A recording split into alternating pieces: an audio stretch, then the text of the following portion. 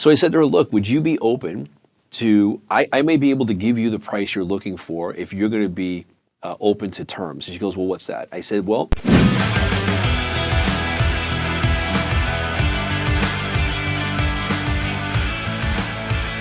let's talk about a deal I did subject to why I did it. So there was a seller in Massac Beach, and her siblings, not her siblings, her kids were there, and the grandkids were there. And they're like, look, we just want mom to sell the property. And the house, it was in decent shape, but it just wasn't worth that much more money. For us to come in for cash wouldn't have been worth it. So I'm like, all right, I can't flip this property because there's not enough equity in it. Even if I renovate, there's just not enough. So I said to her, look, would you be open to, I may be able to give you the price you're looking for if you're going to be open to terms. And she goes, well, what's that? I said, well, it really depends on what you owe in the property, what your underlying debt is. And so we went through a whole investigation. She told me that she owed, I'm going from memory, I think it was like $80,000. It was like 15 years ago. She was like 80 grand. The underlying mortgage, she only had like 12 years left on it. She had a high rate, it was like 8%, but the monthly payment was low. I think her monthly payment at the time, from memory, was like $315 a month. Taxes and insurance like $500. So I knew that if I could buy this property from her, give her a little bit of cash up front, take over her mortgage and her payments, I now take responsibility for making those payments. I could take that property, turn it over to a renter.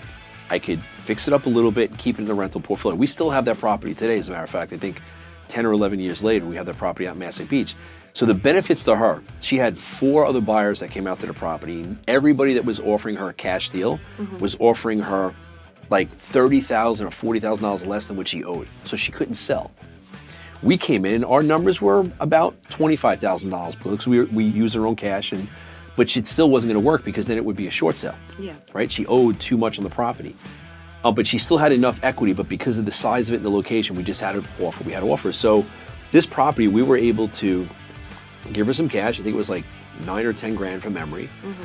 We took over her payments on the property. We put the property into a land trust or some sort of a trust. Property then got assigned over to us. We had legal ownership on paper. We then repositioned it. I put a little rehab into it. And then once the market turned about 3 years later, we were actually able to refinance that property, pay off her she actually was bought off. We paid off her underlying debt. Yeah. Oh, wow. And so she walked away with some cash in her pocket. She got her transaction done when every other real estate investor that looked at it said they couldn't do it.